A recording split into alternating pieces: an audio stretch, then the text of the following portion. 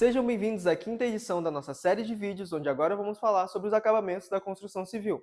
Nós somos estudantes do curso de Engenharia Civil do IFRO Campus Porto Velho Calama, onde este vídeo busca complementar uma nota de projeto integrador, que está sendo orientado pela professora Paula Mundim, do IFRO Campus Porto Velho Calama. E, além disso, busca complementar uma nota curricular, seja ela acadêmica ou profissional.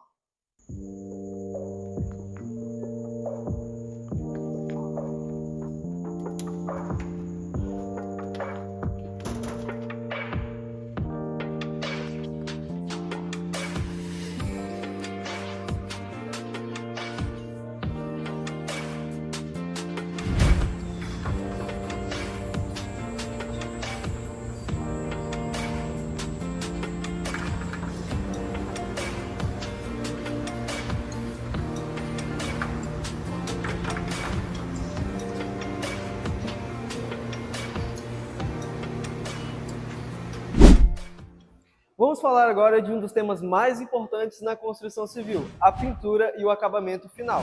A pintura, ela vai exercer uma função de proteção na edificação, onde ela vai proteger contra intempéries, fungos, desgaste natural e o tempo. Mas, se ela é mal executada, ela pode acabar corrompendo os elementos construtivos da nossa edificação. Por isso, você deve estar atento, pois nesse vídeo nós iremos falar sobre como você deve executar a superfície corretamente, como também os materiais e equipamentos que você deve estar utilizando, como também as demais técnicas de aplicações de demãos que você vai aplicar durante a execução da sua pintura. E, por fim, nós teremos as normativas, que serão parte de inspeção técnica durante a sua obra. Portanto, este vídeo vai se tratar tanto para engenheiros como para arquitetos e pessoas interessadas na área. A pintura se torna parte muito importante de tudo isso. Bom, o preparo da superfície é uma das etapas mais importantes, porém muito negligenciada em aspectos relacionados ao acabamento.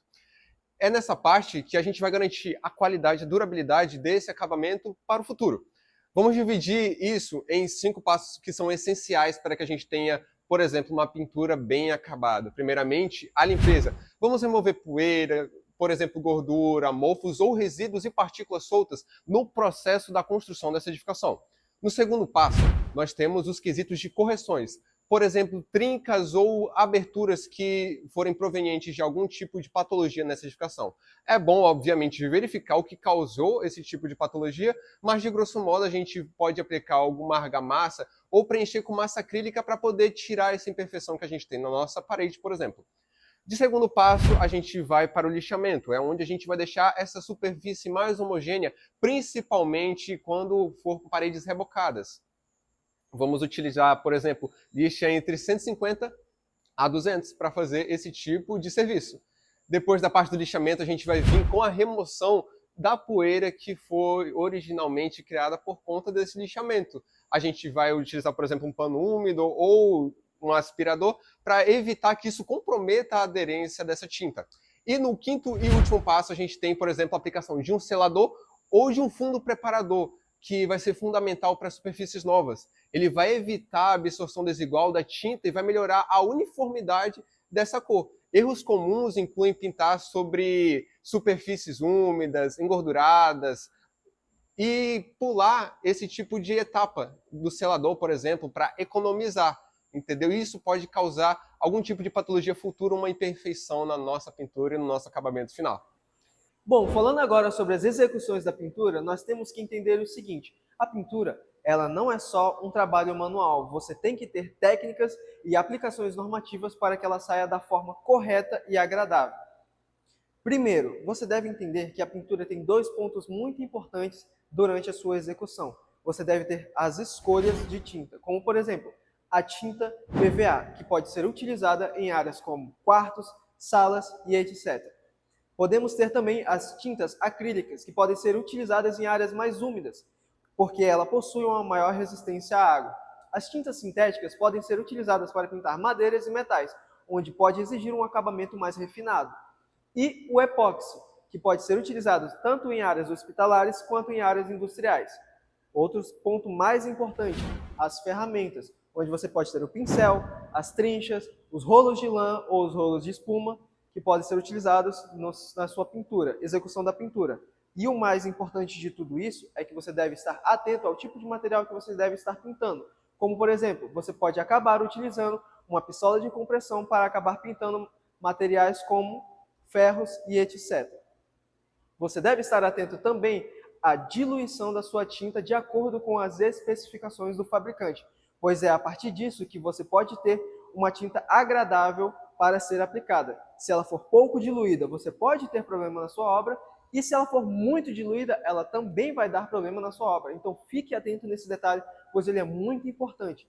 Outra coisa também, você não deve passar a tinta em locais úmidos ou em dias chuvosos. E a temperatura onde você vai aplicar a tinta deve estar entre 10 a 40 graus Celsius, o que não está muito fora do comum nas regiões do nosso Brasil. Bom, pessoal, é muito importante a gente verificar as especificações técnicas que a fabricante da tinta ela insere no seu catálogo. No mercado, nós temos marcas conhecidas, como por exemplo a Coral e a Suvinil, dentre muitas outras marcas. Geralmente, essas marcas especificam nas tintas delas que nós devemos passar de 2 a 3 demãos. E também nós temos que esperar um tempo de secagem entre essas demãos, geralmente entre 4 a 6 horas. Após a gente aplicar a última demão, é muito importante que a gente espere um tempo de 24 horas antes de entrar em contato novamente com a parede, para que haja a cura total dessa tinta. A NBR 15079 de 2011, ela vai especificar nas suas teses que nós devemos fazer a pintura começando a partir do teto. Em seguida, nós vamos para a parede. Por quê?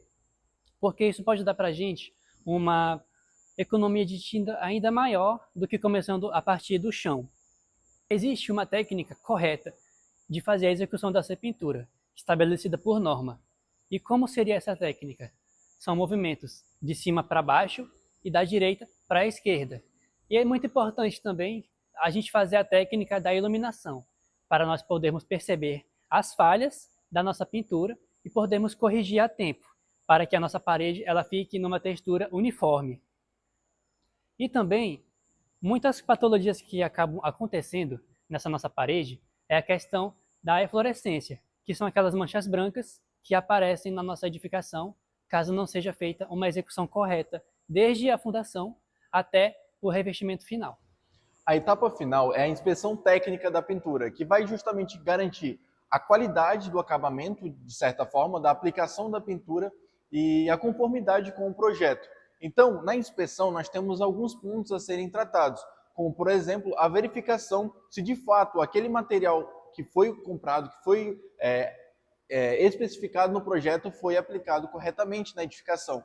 Então, a inspeção ela vai verificar se no local, na edificação, aquele material foi executado corretamente. E aí nós temos algumas características, né? Como, por exemplo, as manchas, imperfeições, bolhas e também alguns outros fatores de erros, tanto na aplicação quanto na escolha do material, podem estar aparentes. A questão também da verificação dos feixes de luz que chega na edificação, dependendo da forma como esse feixe de luz ele chega, ele pode alterar essa característica. Então, os conceitos arquitetônicos e os conceitos da engenharia, quando tratado para a pintura, é válido salientar essa qualidade do material e também se a inspeção ela foi aplicada corretamente. A gente tem um criterioso sistema para verificar se de fato ela está atendendo às especificações do projeto, e essas visitas em obras são muito importantes, porque dependendo da rotina, de como a empreitada está seguindo, muitas das vezes o responsável técnico de fato não vai à obra. Então esse é um ponto tanto quanto negativo, se tratando de uma obra importante, né, se tratando de uma edificação com a etapa de conclusão, justamente porque erros simples podem ocasionar um prejuízo àquela edificação e até mesmo um retrabalho. Então, tanto a questão da seleção correta do material quanto a aplicação correta, ela tem que seguir essa análise tanto da inspeção quanto do acompanhamento do próprio responsável técnico. Bom, e tendo uma segurança dessa inspeção predial que deve ser realizada justamente para verificar a questão da qualidade da pintura e se de fato ela está atendendo os requisitos de projeto, nós temos a ABNT NBR 5674 com a versão de 2012, como por exemplo, que vai dizer que essa inspeção e essa aplicação da pintura ela deve ser feita de 3 a 5 anos, garantindo a conformidade do projeto, bem como a questão da qualidade da pintura na edificação. E sabemos que a pintura ela é muito importante na edificação, uma vez que ela é a etapa do acabamento final, né? E não só disso, mas, por exemplo, da aparência da edificação. Então, esse é o conjunto que vai tratar e assegurar pelas normas. Finalizando a nossa série de vídeos onde falamos sobre os aspectos técnicos de estruturas de alvenaria e acabamentos na construção civil. Nós gostaríamos de agradecer ao IFRO como um todo, tanto à coordenação quanto aos professores que nos ajudaram até aqui, professora Valéria, professora Paola, professora Daniela, entre outros demais, como os técnicos de laboratório Iraquitã e Caliel. Nós também gostaríamos de agradecer a oportunidade que nós tivemos no Complexo da Polícia Civil, onde também tivemos o apoio do Vitor, que faz parte da SECOM, que nos ajudou também nas gravações durante todo o processo dos vídeos.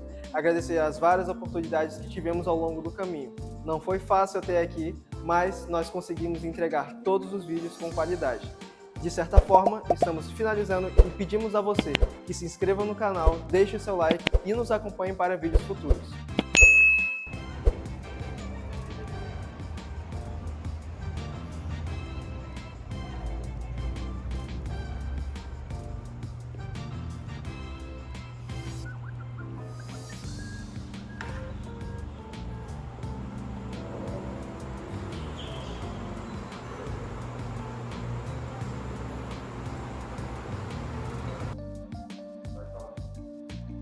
É pra ir falando? Oi, som, teste. Oi, som, teste. Testando. Oi. Bom,